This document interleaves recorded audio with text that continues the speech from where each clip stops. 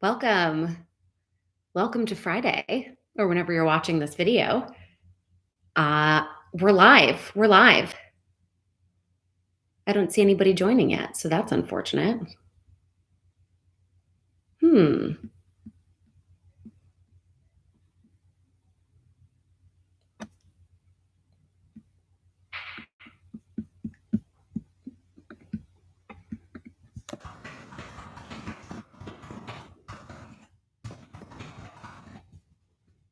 Good. 26 people. Hey, guys. I was having a little bit of a panic attack because nobody came. Okay. Good. Let's chat. If you have been here before, you know my spiel, which is use Ladies Get Paid to find work, find collaborators, figure out how much you should be getting paid. So jump in the chat, put your LinkedIn, tell us where you're calling in from. And also, I think most importantly, be explicit about what you're looking for, right? This is not a burden to ask for help. Good. Okay, YouTube took a second to load the video. All right, well, we're all here. We've got 66 people so far. And guess how many people RSVP'd for this? Over 500, which means we're all thinking about or looking for work, which is great. This is a time to reset. It's crazy what's going on. Well, let's use this as an opportunity to really dig into what is it that we actually want in our career and how are we going to go get it? Awesome. Drop those LinkedIns. I'm Claire. I'm the founder of Ladies Get Paid. We are an educational platform and global community that helps women advance professionally, financially. I'm all about getting power in any and all ways that you define it. I'm also the author of Ladies Get Paid. It came out last month. Check it out, ladiesgetpaid.com/book. Happy for you all to be here. So I got a ton of really, really good questions, and this is how office hours goes. We've got 30 minutes. I'm going to just run through each of the questions as best as I can. That doesn't mean that you can't jump in and ask more questions because there might be other folks on our chat that are ready to answer you. I'll also do my best to kind of cycle back at the end and see if there are any more questions I can answer. Let's do this thing. Also, by the way, happy friggin' Friday with, what is time in a pandemic? Time is marking it on a Friday, and this is a good day. Okay, so first question, background or no background for Zoom interviews? I think this is all about making you comfortable, Here's what I personally would do, and I'm just one person. This is a time where you can express who you are, right? Your personality. That's hard to convey when we're doing this virtually. So thinking about all of the ways that you can show your personality, your energy, right? See my hands, I'm like, gesticulating as best I can. I art directed the shit out of my background.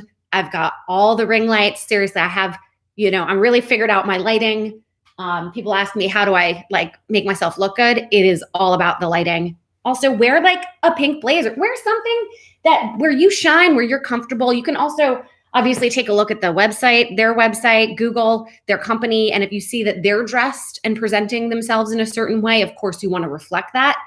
Bring your pink water bottle. Again, anything that shows who you are. If you'd rather do a Zoom background, again, that is up to your comfortability. One thing that I would really recommend, and this can take some practice, is when you are talking to them, don't look at them.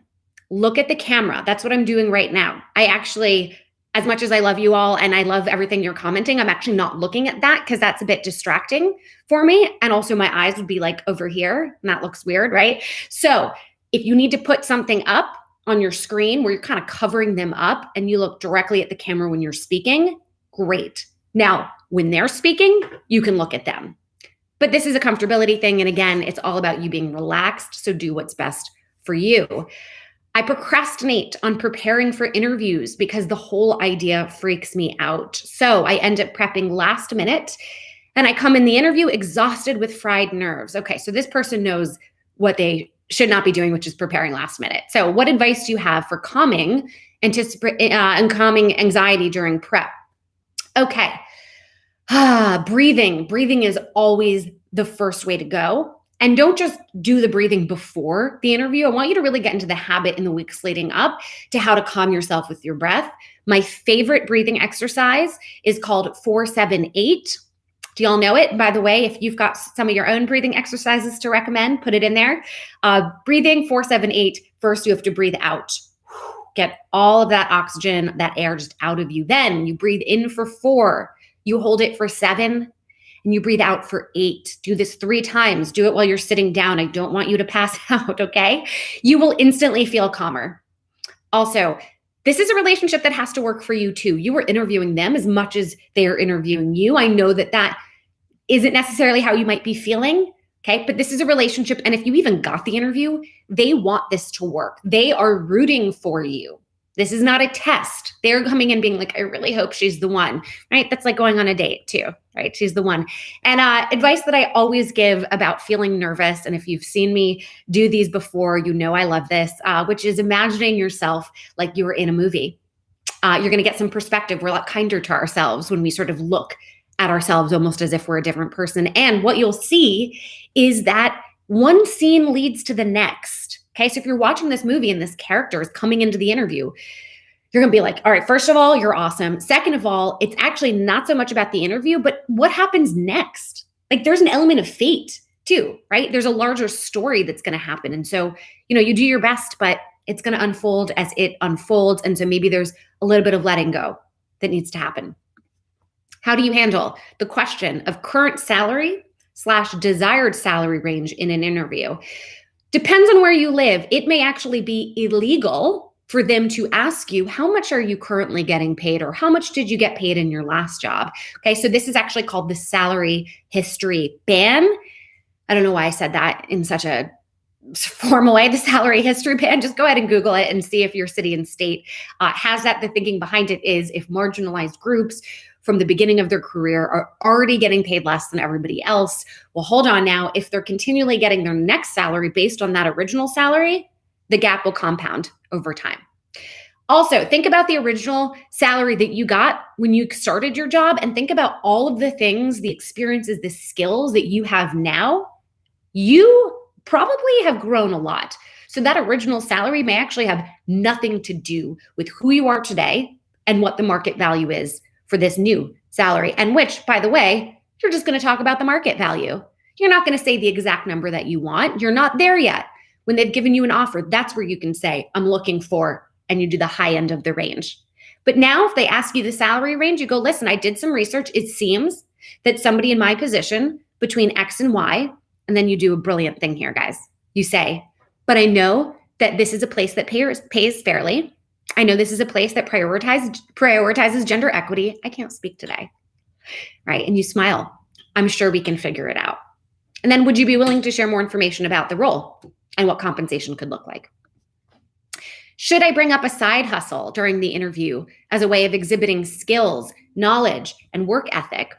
Or best to only focus on my corporate roles? I'm proud of the business I've built and my portfolio of work from that business, but I don't want to raise any red flags that I wouldn't be 100% committed to the role I'm interviewing for, which wouldn't be the case.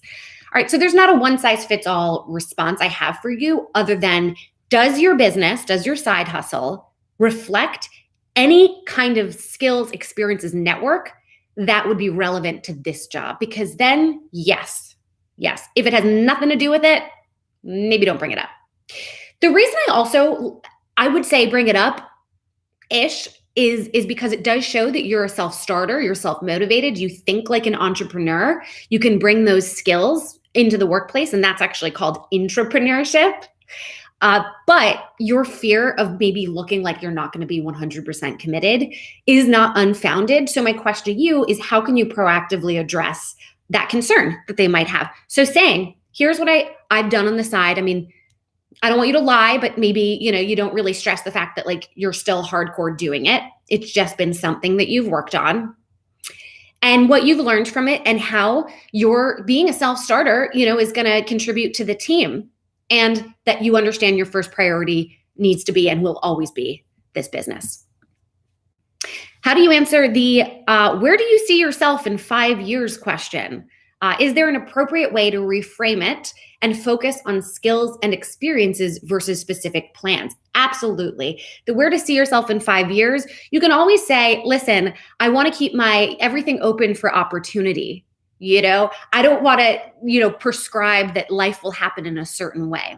But yeah, you do need to have You need to have a response. Really, it's why are they asking this question? I think that's how we can imagine the answers that we give to any question we get asked is what are they trying to discover about me? And I think it's them trying to see if you're going to stick around, right? Are you going to be loyal to this company, right?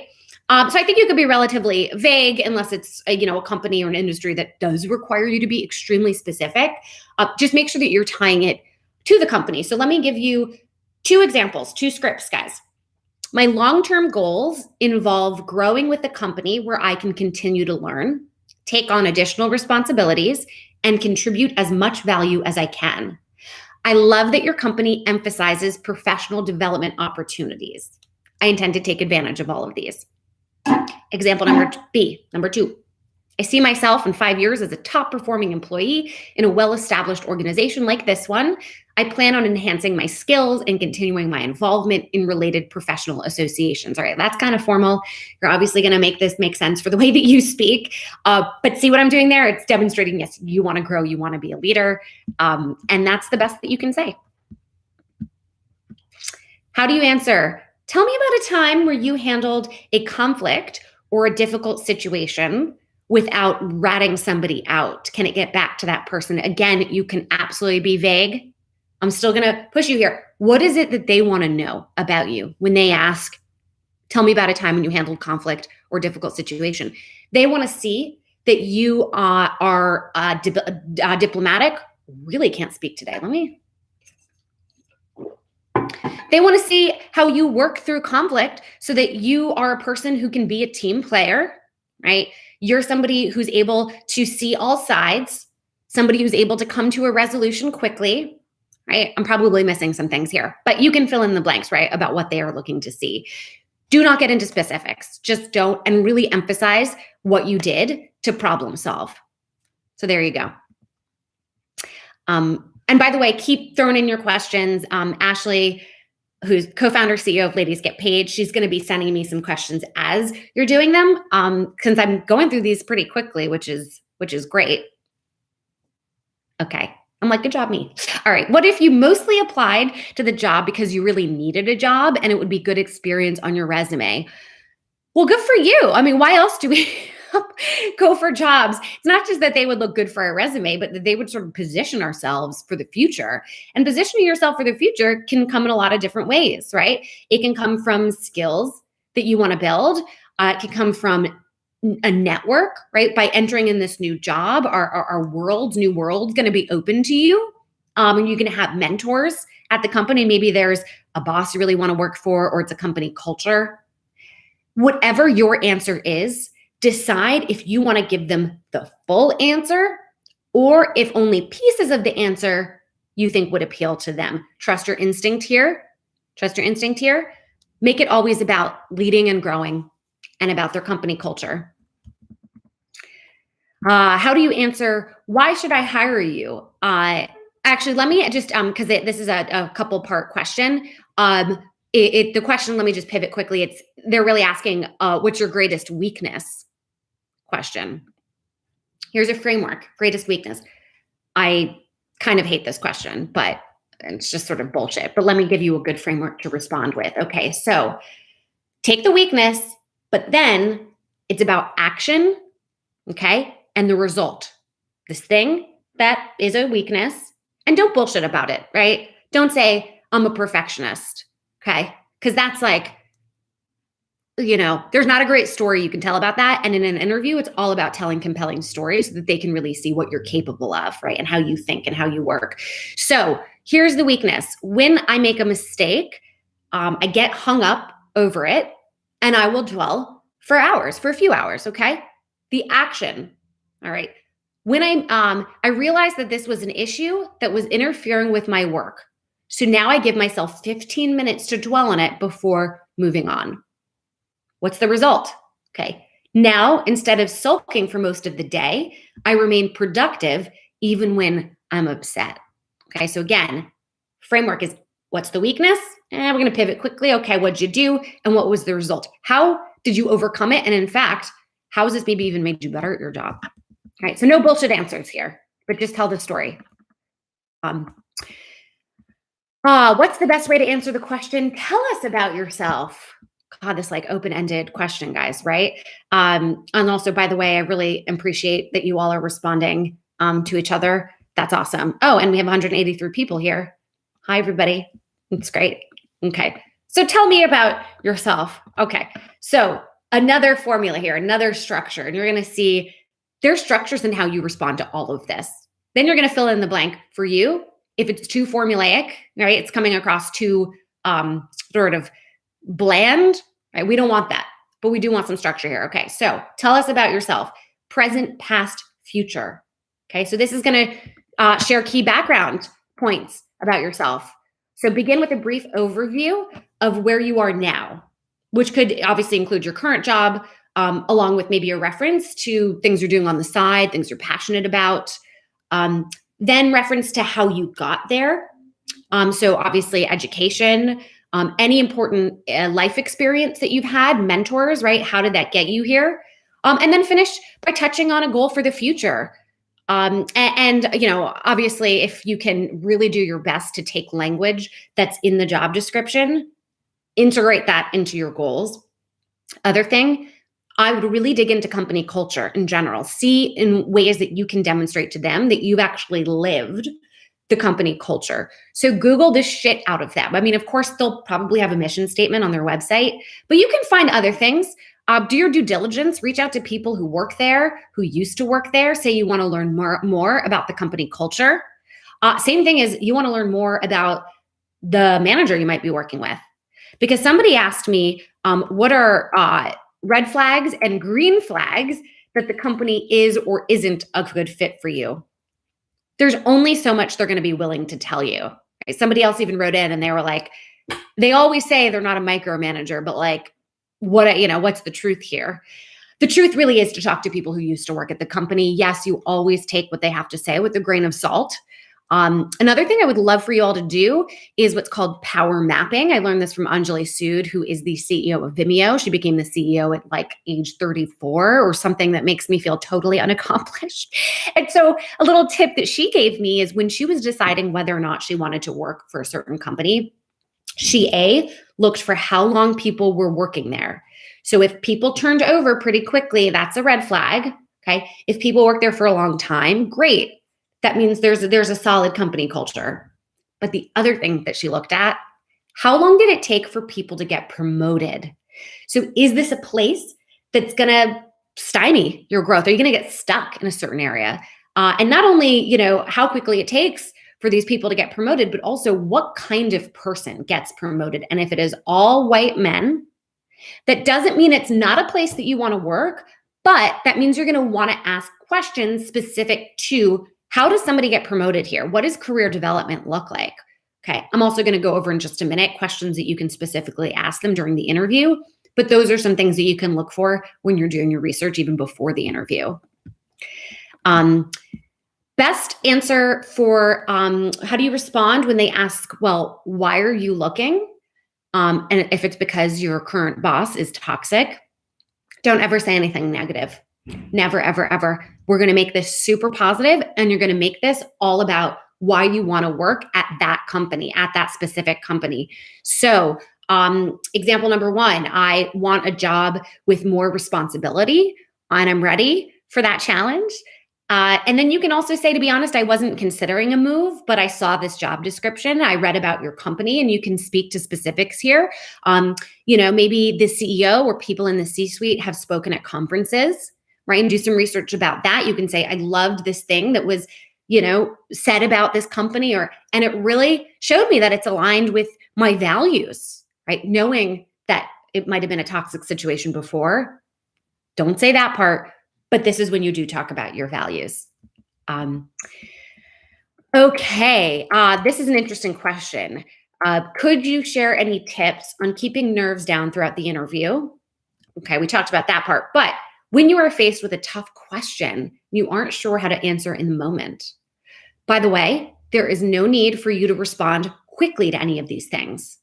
Take a beat. We always think silence is longer than it is, right? When I take a minute to think, I'm feeling like, holy shit, this is like 5 minutes. It's not, it's a second. I think, for them, what they are looking to see is how do you maybe handle the situation here, right? So if you don't know the answer and you get really flustered and you kind of speak quickly and you make up something on the spot, or like that's not showing how you'll be able to handle stressful situations. So maybe you need to get more information first, right? Like, could you answer their question with a question? I want to just get really specific here about what you're asking. And you can ask them to clarify. If you really can't come up with an answer, you can say, I want to like put some more thought into this. I want to make sure I'm answering in the most thoughtful way that I can. Can I get back to you? Can I send you an email afterwards and then you follow up? There is absolutely no shame in that. What are general tips on what types of questions to ask interviewers?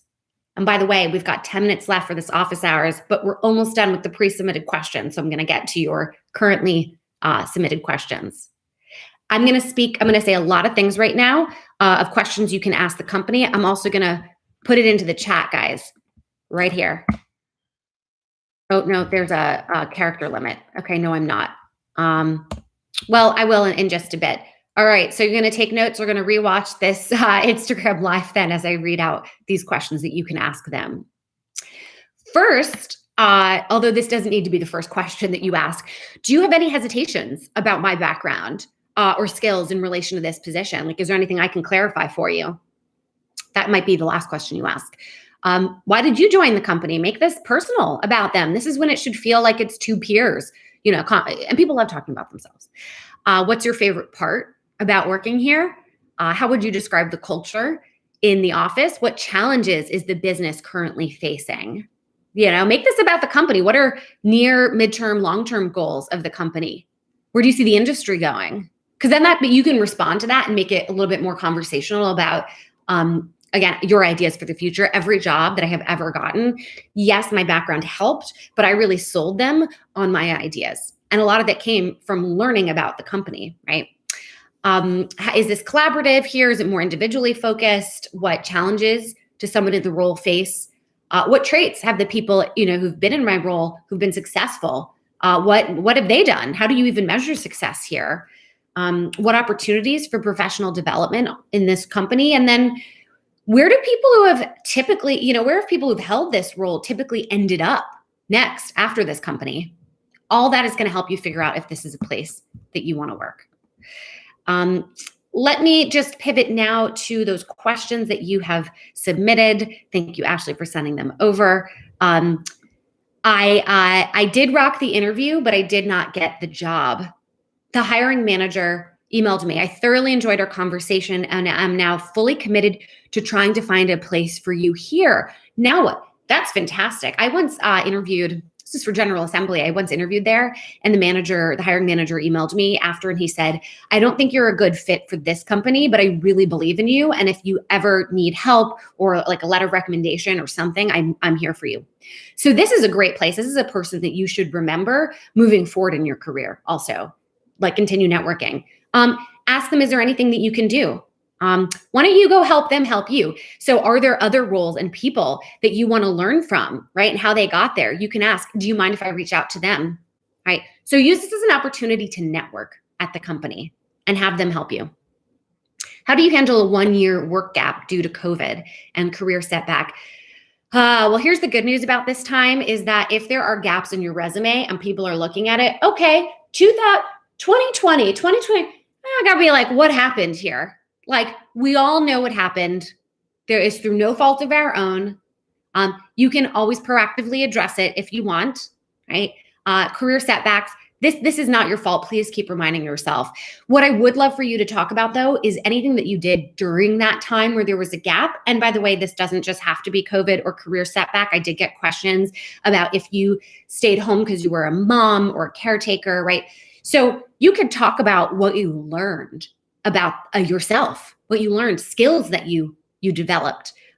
This could also be a good time if you're not getting the role that you want. Can you sort of create the role that you want? And that might mean starting a side hustle. That might mean supporting somebody else's side hustle, right? This is going to keep you motivated. It's going to give you something to talk about. Just be upfront about it and then pivot to why you want to work here and what your goals are for the future. I've had a couple experiences where the HR person has, to my surprise, said I'm overqualified for a position and not wanting me to take a lower position or salary than I should, but I really do need a job. Any suggestions on what to say, do, or negotiate? And then somebody else added, I've had the same issue, especially when trying to career pivot. Are there any recruiters in here who've experienced this? I mean, I would say, like, what's the concern they have when you're overqualified? It might be that you're going to leave the company too quickly. So you can also have them dig in a little bit more. When you say overqualified, what are your concerns here? And can I address that? I also want to acknowledge when you said, I really do need a job.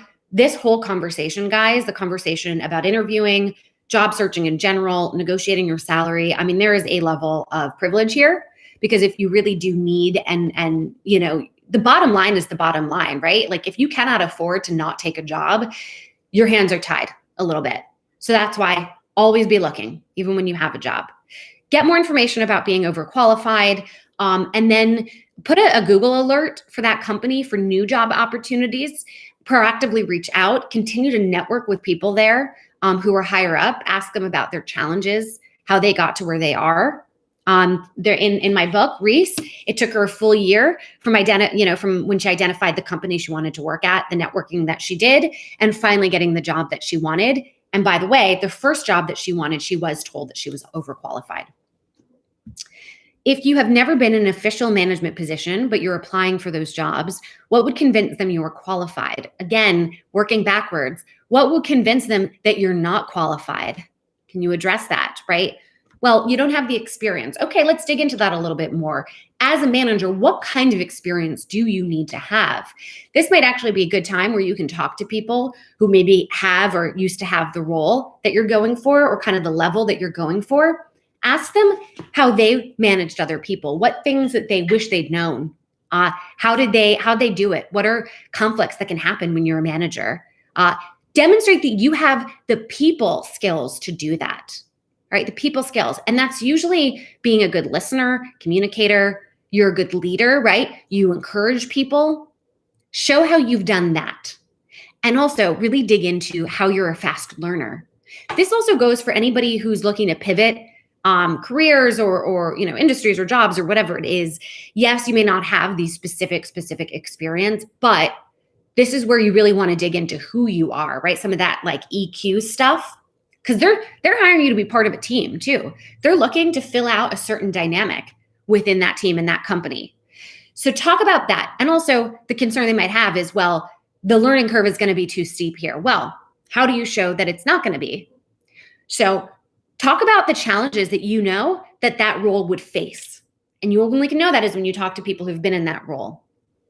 You already know those challenges, and here's some ideas for how you might address a few of those challenges. Obviously, make sure that if there's classes you need to take, or, you're subscribing to publications that talk about the industry, like, do weave that into it. But this is where you want to really dig into the kind of people skills that you have and how quickly you learn. Is there an appropriate way to suggest working remotely or in another office outside of the main location for a job posting in an interview? Well, the good news is that companies have gotten used to remote working, and that was not necessarily the case before. So it might even be worth asking, how do you envision remote work moving forward? Is it going to be a hybrid model? How has this worked or not worked for you in it being remote? So maybe get a little bit more information from them. This is tough, right? Because when you apply for a job, your first goal, the main goal is to even just get a call back, right? To get that interview. The goal from that first interview is to get to the next interview and then the final interview and get the job. So you don't necessarily want to say anything that counts you out, right? Because you want to be able to demonstrate and hook them on who you are. That being said, is this a deal breaker for you in any way? Because if you go too far into the process and you haven't brought up something that's very important to you, and the answer is no, well, guess whose time you wasted? You wasted your own time and their time. So maybe just ask them, is it a deal, how are you looking at remote work? And is it a deal breaker if somebody were to work remotely? And then you can figure out from that very beginning if this is something you should speak up about, or if this is a job that works for you. What is a good way to follow up with someone after an interview? How soon after the interview should you send it? You should send it immediately. But This should not be a canned email. You have to bring up something very personal that you liked about them in the interview. If you Googled them, which you should have before, there's something about their background, like PS, I loved that you were successfully able to pivot, or, just find something. Again, people like to be recognized. And you could do an old-fashioned mailing. Of course, that means you'd have to ask for their home address, which, I don't know how you feel about it. So definitely by email, do it by email. I also think you should be linked in them. You can say the message there too. And you're good. You're good. By the way, if you all have different opinions, which I hope you do, because I'm just one person, throw them in there. Last question I'm going to answer. What percentage of skills listed on the job description should we make sure we have before we apply? Does it vary by company? There is a statistic out there. There's been research that shows that women who feel like they don't have 60% or less of those job descriptions, the requirements in the job description, they don't apply. Men, I'm going to reverse that. Men, if they have only 60% of hitting those skills and requirements in that job description, they're like, fuck it, I'm still applying. Women feel like they need to have 100% of the requirements listed in the job description. Well, what happens when you don't apply for something? You don't get it. 100% guaranteed you won't get it. You should always, always apply. Always apply. Now, of course, if you don't match like any of the requirements, like, again, you're wasting your own time. For the requirements that you do not have, already have an answer about how you're still a good fit for the company. Either you're learning it, you are a fast learner, the EQ stuff, okay? So as long as you have an answer. Now, of course, does it vary by company? Maybe it varies by industry too. I don't know, like if it's something in software engineering, like if you need to have fluency in like a coding language, you at least have to show that you're taking classes for it, right? Or you have a side hustle. So I would say otherwise, just, go for it. Go for it. It'll be practice for you to interview. Happy Friday, y'all. I don't know why I said y'all, but it's an efficient way of speaking, and it's gender neutral. Thanks everybody for coming. I hope this was helpful. I know there is so much more to talk about. We should, I'm going to be recording a whole video series on how to get the job, with interviewing being, a module in that. So, I appreciate you being here for 30 minutes, and hopefully I was able to give enough content and information within those 30 minutes. Ladiesgetpaid.com, guys. If you are not in our Slack group, you are seriously missing out. So join ladiesgetpaid.com. We've got over 75,000 women from all over the world in there. Guess how many messages these women have exchanged since 2016? 2 million. 2 million messages. There's different channels based on people looking for work, money advice, job negotiations, right? So yeah, Amy, when is that series coming out? Well, I've said it publicly now, so y'all have to hold me accountable. I am going to be filming it in the next couple of weeks, so hopefully soon. And join that Slack group. This is a great way, a free way to continue the conversation. We also do webinars at least once a week. Now we're doing Instagram lives and firesides 3 times a week. So much content. Ladiesgetpaid.com. You'll get invites. There's also a calendar. And the last thing, ladiesgetpaid.com/book. This is all about how I can't speak today, how to self-advocate to get recognized and rewarded. And I tell the stories through 9 real women, each going through a different professional challenge. And what do you actually do, right? So it's part, yes, narrative, but I'm sick of just inspiration. We need to know exactly what do you do, and scripts, right? Scripts. I have all of that in here. Thank you all. Oh, good. D. Carney, thank you as always. So helpful. I appreciate the shout outs. And if you want to follow me and ask me more questions, I do respond to DMs. So follow me on Instagram at Claire Gets Paid. Stay well, guys. Stay safe. Go nail that interview. You got it.